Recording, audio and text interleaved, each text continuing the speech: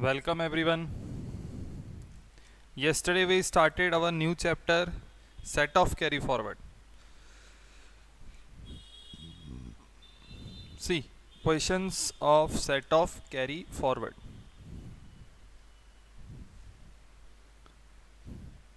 First, question number 1.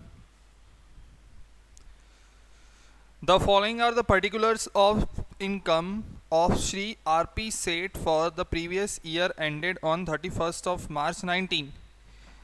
Loss of house property.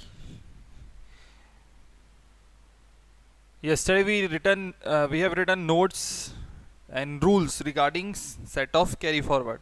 So our first head was house property. The loss arising out of house property can be adjusted to any head in previous year, and if it remains unadjustable, then it will be carry forward for next 8 years. That will be adjusted only through income from house property, है ना.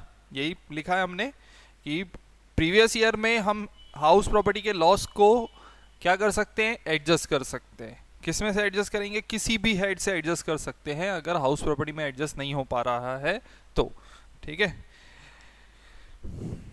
But अगर adjustable नहीं है और अगर उसको carry forward करना पड़ा तो वो कैरी फॉरवर्ड होगा. 8 ईयर्स का टाइम पीरियड है हमको उस लॉस को एडजस्ट करने के लिए फर्दर इन फ्यूचर, एंड वो एडजस्ट किससे होगा, सिर्फ और सिर्फ हाउस प्रॉपर्टी की इनकम से. इसके अलावा किसी से एडजस्ट नहीं हो सकता, है ना.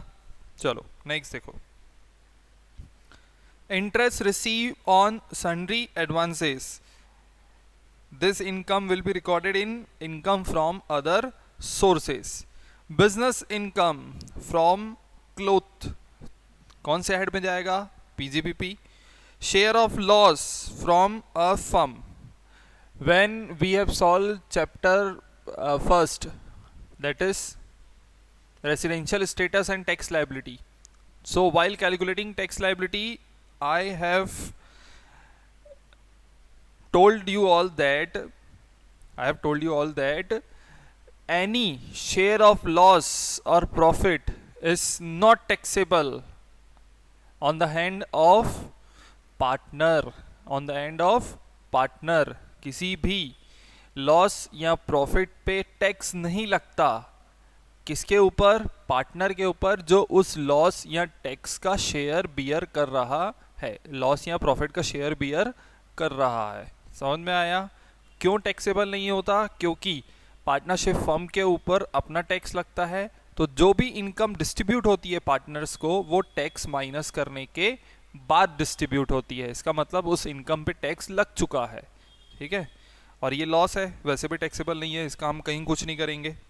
फिर लॉस इन स्पेकुलेशन. पीजीबीपी में हमने 3 नोट्स लिखे हैं, है ना. पीजीबीपी में हमने 3 नोट्स लिखे हैं. पीजीबीपी में फर्स्ट लिखे थे नॉर्मल बिजनेस, फिर स्पेशलाइज्ड बिजनेस और स्पेकुलेशन बिजनेस. 3 नोट्स लिखे हैं उस पर. तो जो स्पेकुलेशन बिजनेस है उसका लॉस सिर्फ और सिर्फ can only be adjusted out of speculation profit, not from any other head. Next, dividend from Indian company. Dividend from an Indian company. ठीक है, तो इंडियन कंपनी का डिविडेंड क्या होता है, एग्जेम्ड. सेम जो पार्टनरशिप फर्म के ऊपर रूल एप्लीकेबल होता है, सेम वही यहाँ पे भी एप्लीकेबल होता है. पार्टनरशिप में जैसे पार्टनर्स को टैक्स माइनस होने के बाद इनकम मिलती है, वैसे ही कंपनी जब अपनी इनकम डिस्ट्रीब्यूट करती है तो first company have to pay tax on distributable income. Then after deducting tax such income is given in the form of dividend to share holders. इसका मतलब ये हुआ कि डिविडेंड जब डिस्ट्रीब्यूट होता है शेयर होल्डर्स को तो उसमें टैक्स माइनस होने के बाद वो इनकम पे होती है शेयर होल्डर्स को. अंडरस्टूड, समझ में आया. Next, capital gain from short term capital asset. तो short term capital gain last chapter जो हमने पढ़ा. Capital loss from long term capital asset. तो ये मैं जब हम कैपिटल गेन चैप्टर बना रहे थे तब भी बताया था, और अभी फिर से बता देता हूँ कि लॉन्ग टर्म कैपिटल लॉस सिर्फ और सिर्फ एडजस्ट होता है किससे? लॉन्ग टर्म कैपिटल गेन से, और किसी हेड में वो एडजस्ट नहीं होगा, है ना, और किसी हेड में वो एडजस्ट नहीं होता। क्लियर है? क्लियर है?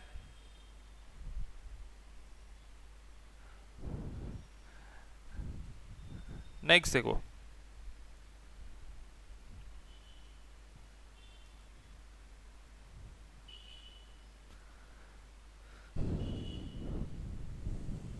सी next, compute the gross total income of Shri Seth after setting off the different losses against other income and state the amount of loss to be carried forward.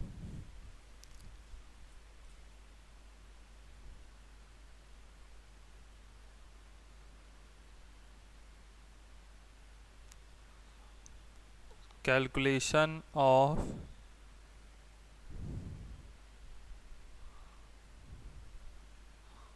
gross total income.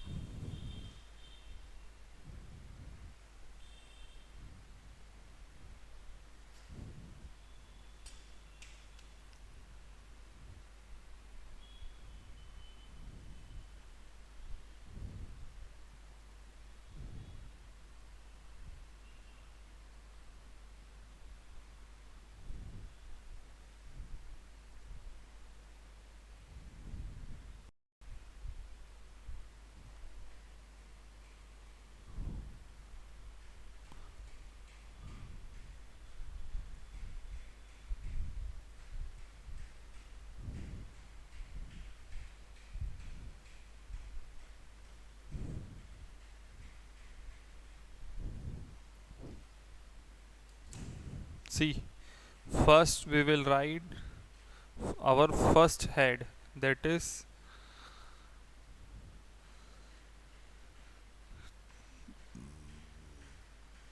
salary. No income is given regarding salary. Then second, house property.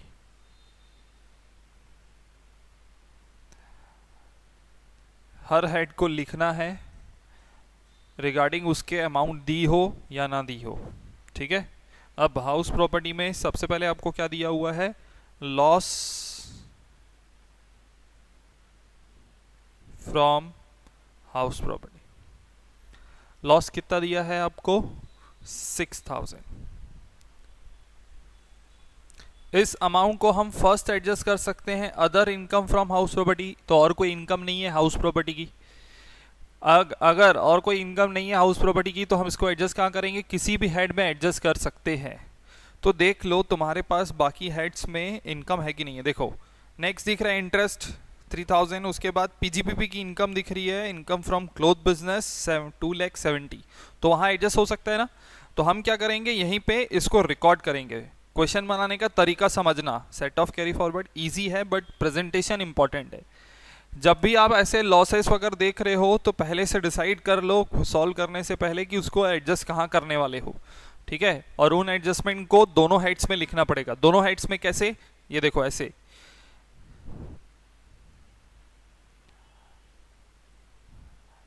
Adjust towards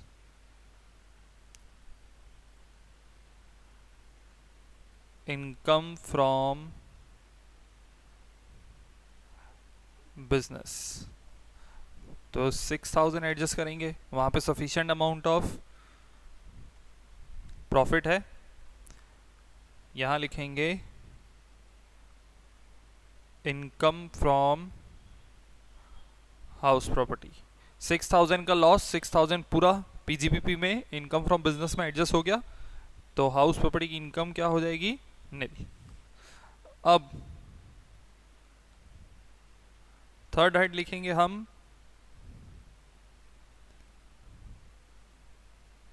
PGBP. तो जो जब हम third head लिखेंगे PGBP, तब point number 2 दिया है आपको interest receive on sundry advances, तो ये इनकम फ्रॉम अदर सोर्सेस है।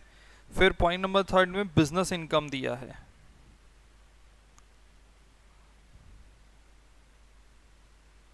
तो बिजनेस इनकम कितनी है तुम्हारी 2,70,000 less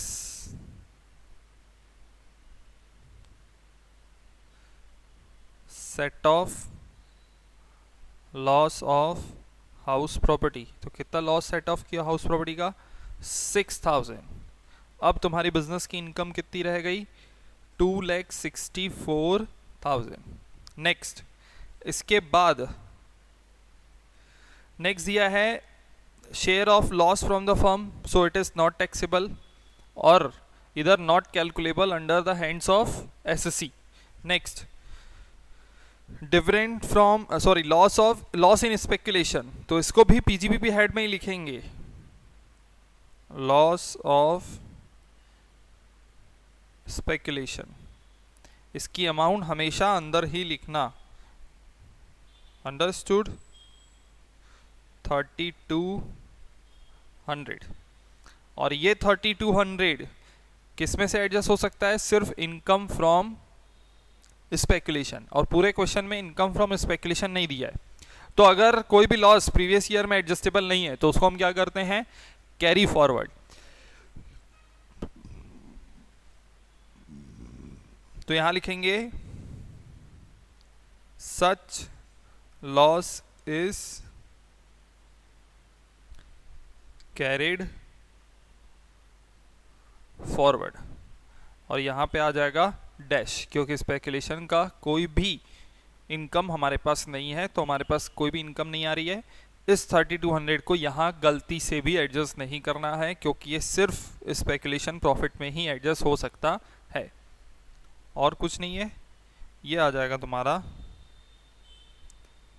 income from PGBP 2,64,000। Next,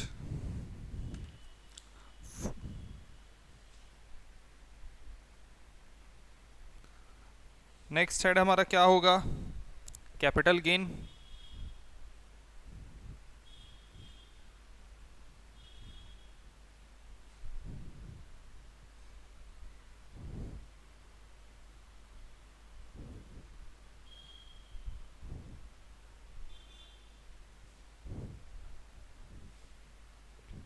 fourth,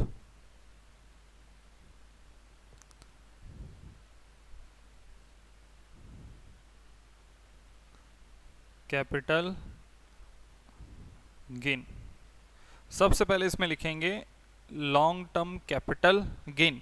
दिया है क्या, नहीं दिया है, हमको दिया हुआ है dividend from Indian company, IOS में लिखेंगे इसको, और capital from short term capital asset, and next ये capital loss from long term capital asset. तो लॉन्ग टर्म कैपिटल लॉस दिया हुआ है, और ये कितना दिया है, इस लॉस को भी हमेशा यहाँ अंदर लिखेंगे कॉलम के। लॉन्ग टर्म लॉस कितना दिया है 21,000।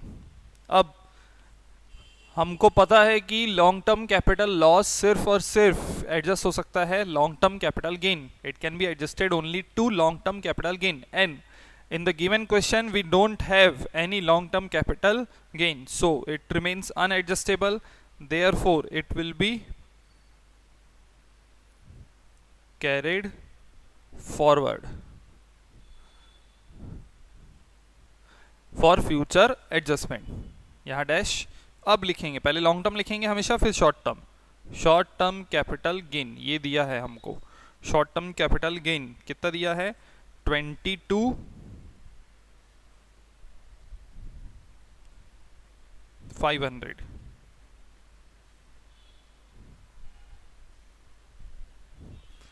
और कोई एडजस्टमेंट नहीं है, ये आ जाएगा income from capital gain 22,500। Next fifth head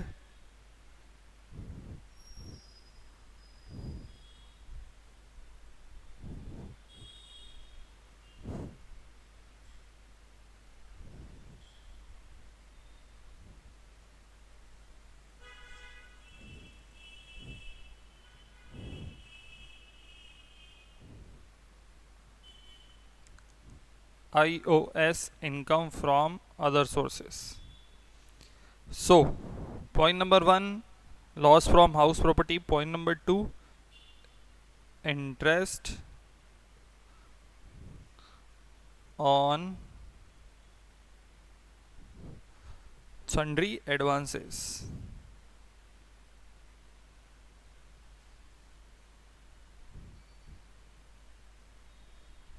$3,000. Next business income हो गया, शेयर ऑफ लॉस नहीं लिखते हैं, लॉस ऑफ स्पेकुलेशन हो गया, dividend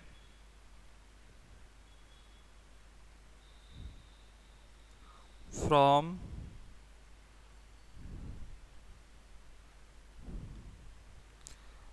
Indian company,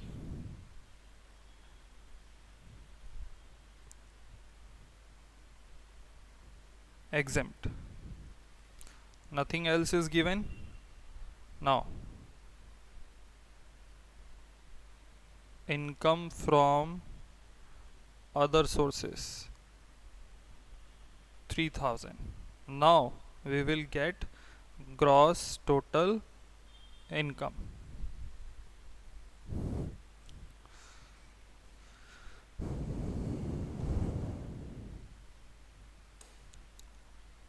$2,64,000 plus 3,000 plus 22,500,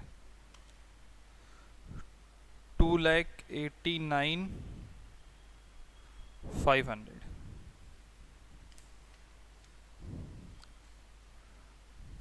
Understood?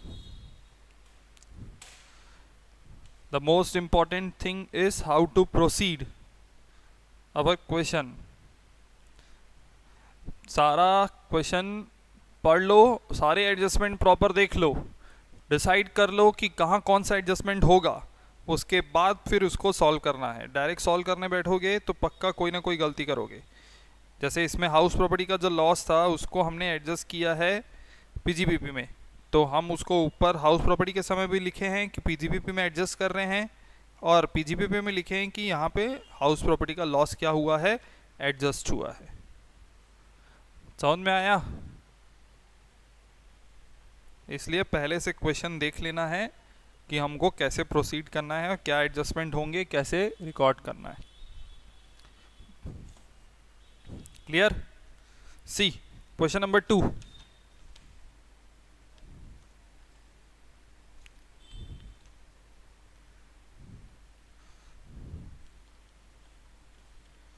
The statement of income and losses for the year ended 31st of March 2019 of Mr. Y is as follow. Taxable income from salary. Next, taxable income. So salary will be taxable under the head salary, first head. Taxable income from interest on debentures, IOS. Taxable income from house property. तो 3 house property दी है ABC. अब देखो ए में profit है 72, B और सी में loss है और वो लॉस 72 से ज़्यादा है. इसका मतलब पहले हम लॉस को एडजस्ट करेंगे हाउस ए में बी और सी का, फिर जो बच गया उसको हम एडजस्ट कर सकते हैं अदर किसी भी हेड में. ठीक है, तो उसको हम किसी और हेड में क्या कर लेंगे, एडजस्ट कर लेंगे, और वो बचेगा 5400. ठीक है, वो लॉस कितना बचेगा 5400. तो हमको ये ध्यान रखना है कि इस 5400 को हम एडजस्ट कहाँ करेंगे. See next, income from business, profit of iron business 12,800. फिर loss of stationery business, तो ये लॉस दिया है तो वो 12,800 में क्या हो जाएगा, एडजस्ट. 3,900 हमारे पास बचेगा उसमें. ठीक है, और हमारे पास हाउस प्रॉपर्टी का लॉस कितना है 5400. फिर स्पेकुलेशन बिजनेस का प्रॉफिट दिया है और स्पेकुलेशन बिजनेस का लॉस, तो ये आपस में एडजस्ट हो देंगे. Next, income from capital gain. तो शॉर्ट टर्म कैपिटल गेन दिया है 18,600, लॉन्ग टर्म कैपिटल गेन दिया है 4,200 और लॉन्ग टर्म कैपिटल लॉस दिया है 8,300. तो लॉन्ग टर्म कैपिटल लॉस को हम कहाँ एडजस्ट करेंगे, लॉन्ग टर्म कैपिटल गेन में. और शॉर्ट टर्म कैपिटल गेन बस दिया है जिसमें कोई एडजस्टमेंट नहीं है, मतलब कोई भी लॉस नहीं है. तो देखो यहाँ अमाउंट सफिशिएंट है, 18,600 है हमारे पास, है ना। अब पूरे क्वेश्चन को सम अप करता हूँ।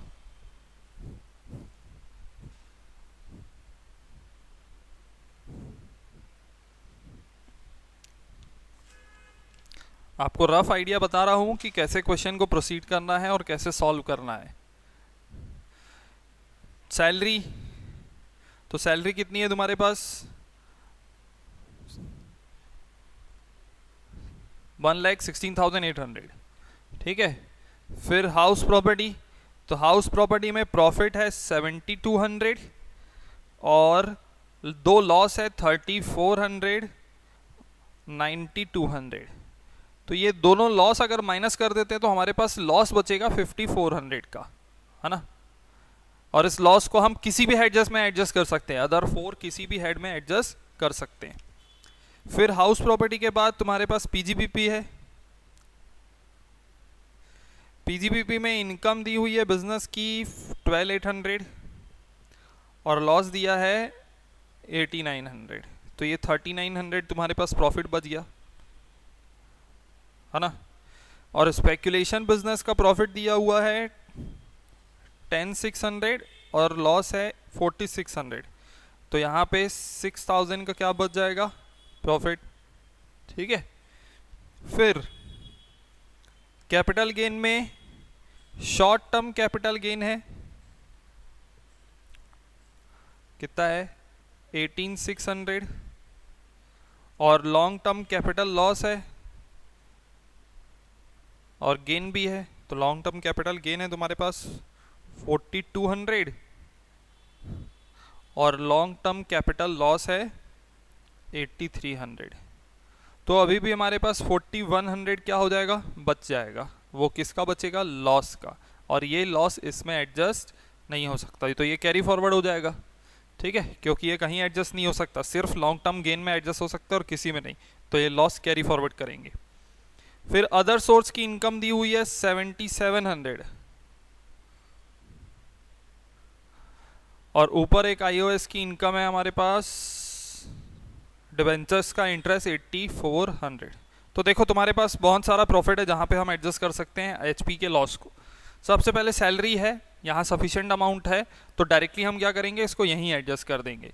अब क्वेश्चन बनाते समय ये चीज़ समझ में आ गई कि सैलरी जब लिखूंगा तो मेरे को उसमें हाउस प्रॉपर्टी का लॉस का एडजस्टमेंट शो करना है, ठीक है। इसलिए बोला कि क्वेश्चन पूरा पहले देख लो और उसके बाद फिर सॉल्व करना स्टार्ट करना है, ताकि हम सही सही चीज़ें मेंशन कर सकें हर हेड्स में कि कहाँ क्या चीज़ एडजस्ट हो रही है, ठीक है। कोई भी मिसमैच नहीं होना चाहिए, समझ में आया। इसलिए सैलरी में हाउस प्रॉपर्टी को एडजस्ट कर देंगे, ये क्लियर है, यहाँ पे कोई लॉसेस वगैरह नहीं है, ये क्लियर है, क्योंकि ये जो लॉस है वो सिर्फ लॉन्ग टर्म में एडजस्ट हो सकता है, नहीं हो पा रहा है तो इसको हम क्या कर देंगे, carry forward. Short term gain ये वैसे ही रहेगा और आईओएस की ये दो इनकम है, इसको हम ऐड कर लेंगे, और कुछ नहीं है हमारे पास क्वेश्चन में। चलो समझ में आया। ये सम अप करना बहुत ज़रूरी है, समरी ऐसे बनाना है रफ और उसके बाद अपने क्वेश्चन को प्रोसीड करना है। तो मेरे माइंड में क्लियर है, ये जो हाउस प्रॉपर्टी का लॉस होने वाला है उसको हम कहाँ एडजस्ट करेंगे, सैलरी में, और वो लॉस कितना होने वाला है 5,400, उसको एडजस्ट कहाँ कर दो, सैलरी में, ठीक है।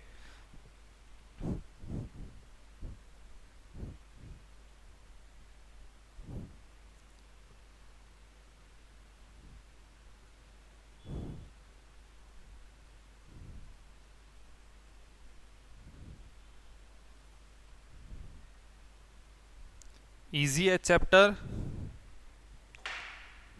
छोटी छोटी चीज़ों का बस ध्यान रखना है हमको।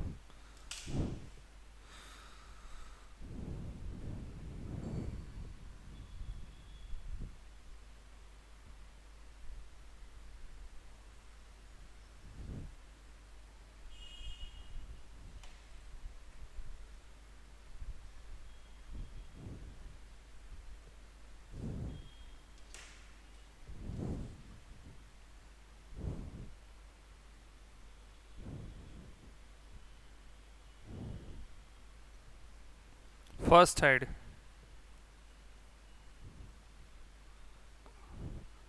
सैलरी,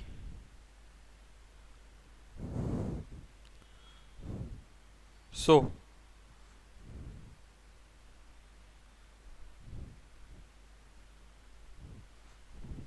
टैक्सेबल सैलरी कितनी है? 1,16,800 less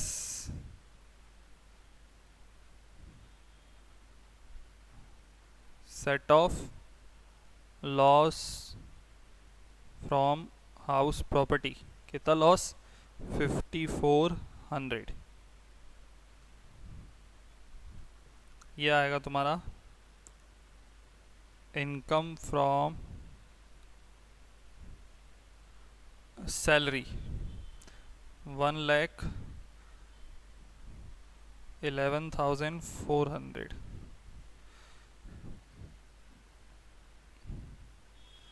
second,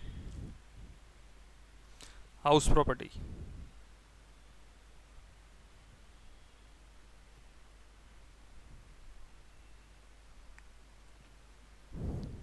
so income from house A, income from house A कितना है? 7,200 less loss of house B. So the loss of house B is 3,400. Loss of house C. Loss of house C is 9,200.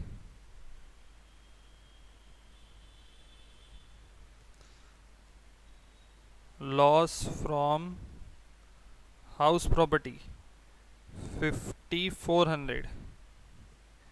यहाँ लिखेंगे adjusted towards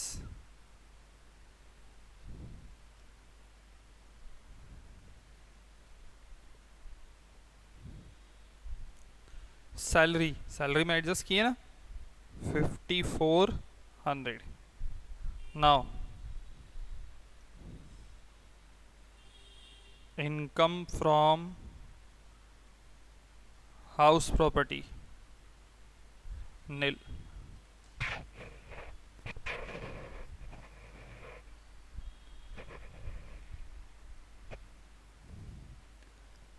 income from house property nil. Understood? समझ में आया? Next, head number 3,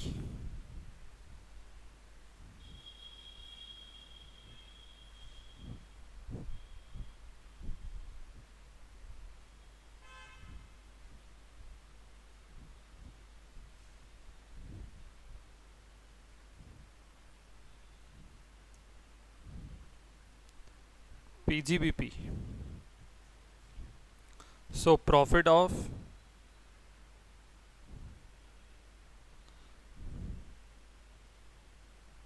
iron business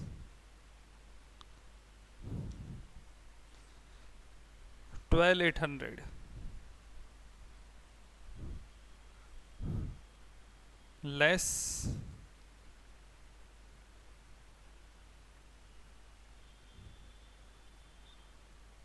loss from stationery business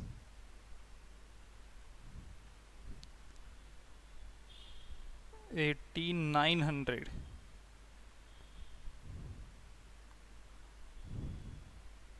so profit will be 3,900। समझ में आया? Next, इसी के नीचे लिखेंगे स्पेकुलेशन प्रॉफिट दिया ना,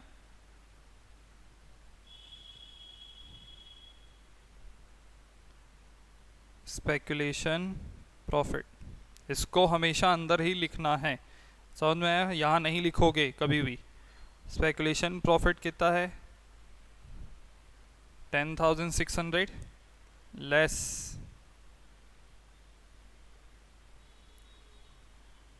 स्पेकुलेशन लॉस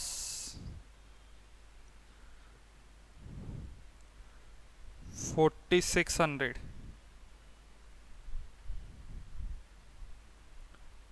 तो यहाँ इनकम बच जाएगी,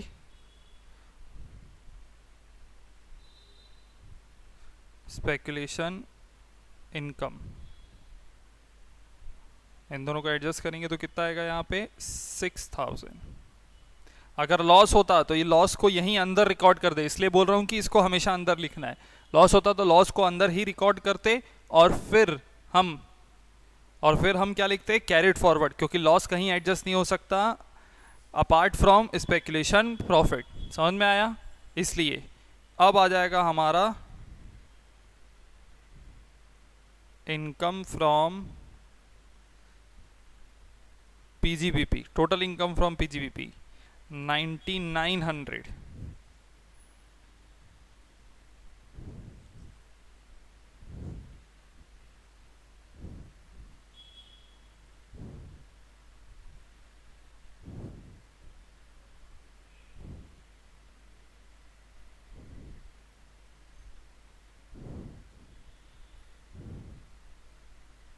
our next head number 4।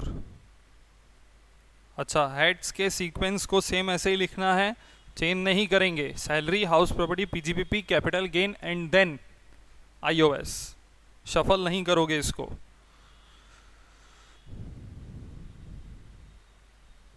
Capital gain, सबसे पहले क्या लिखते हैं, लॉन्ग टर्म कैपिटल गेन। दिया है क्वेश्चन में long term capital gain, so long term capital gain is 4200 and long term capital loss 8300.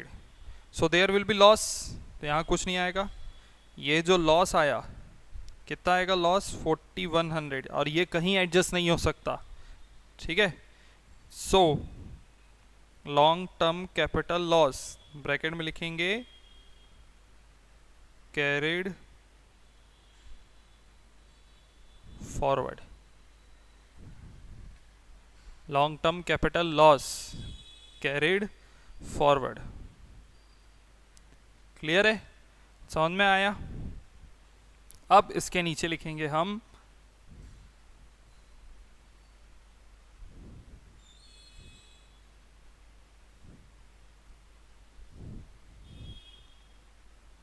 Short term capital gain.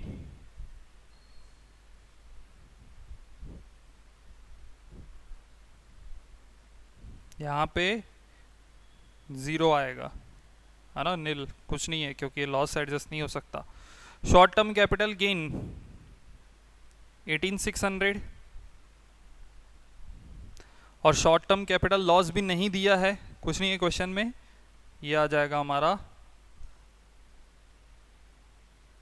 Income from capital gain 18600।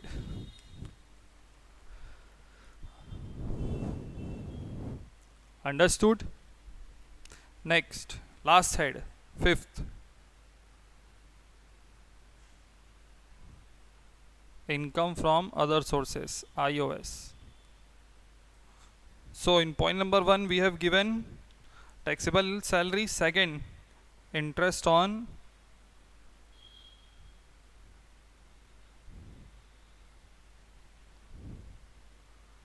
debentures 8400,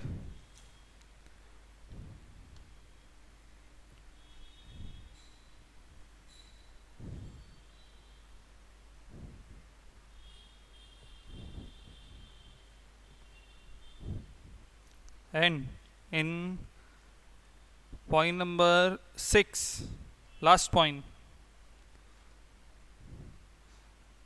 income from other sources, other incomes दिया है ना 7700। here we will get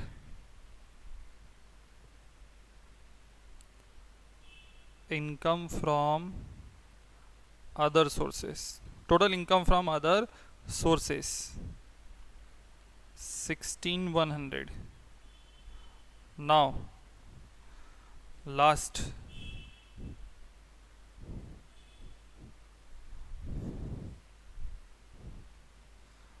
gross total income. So income from salary, house property में तो कोई income नहीं है, PGBP, capital gain and IOS, income from other sources. Our GTI will be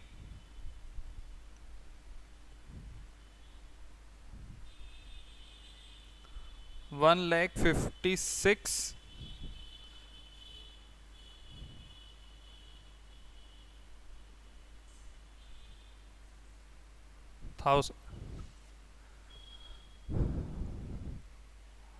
Understood? 1,56,000.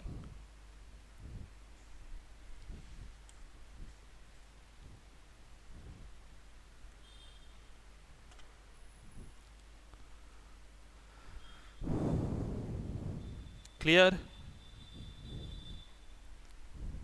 Now see question number 3, homework.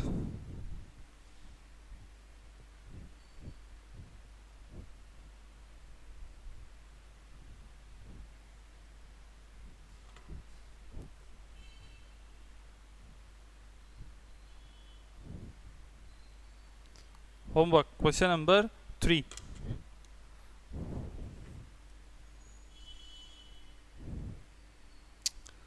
Same question number 2 जैसा है. First house property की income दी हुई है, लॉस भी दिया हुआ है, ठीक है. फिर हाउस पॉइंट नंबर 2 में बिजनेस और प्रोफेशन की इनकम दी हुई है. पॉइंट नंबर 3 में अदर सोर्सेस दिया है. पॉइंट नंबर 3 में एक न्यू पॉइंट दिया है, point number B, loss from maintenance of horse race. तो मैं जब हमने नोट्स लिखा था iOS का iOS का adjustment carry forward, set of carry forward notes लिखा था iOS हेड का, तब हमने बताया था कि आप कोई भी लॉस एडजस्ट नहीं कर सकते iOS में, कोई भी लॉस एडजस्ट नहीं कर सकते अपार्ट फ्रॉम क्या,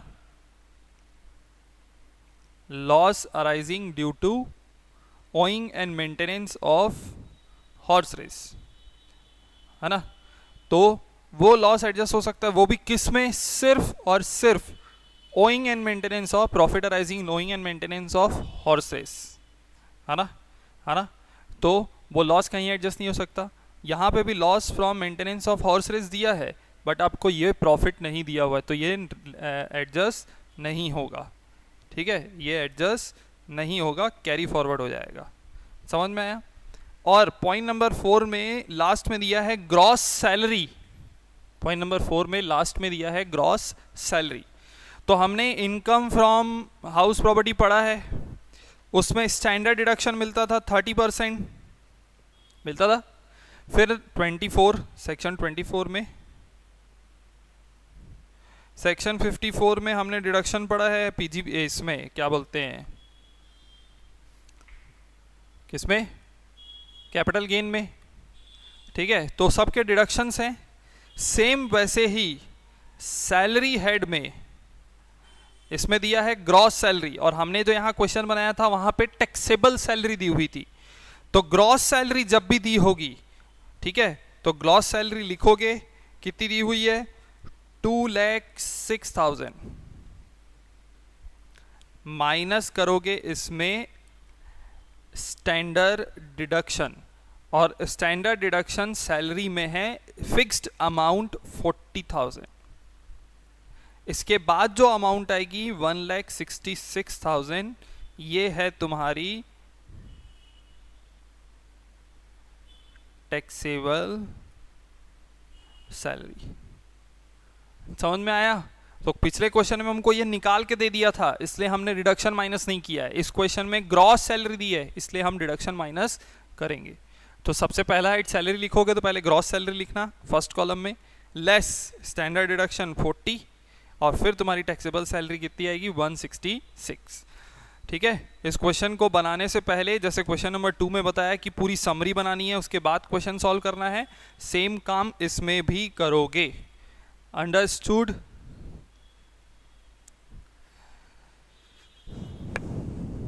Next, we will solve tomorrow. Thank you. Have a nice day.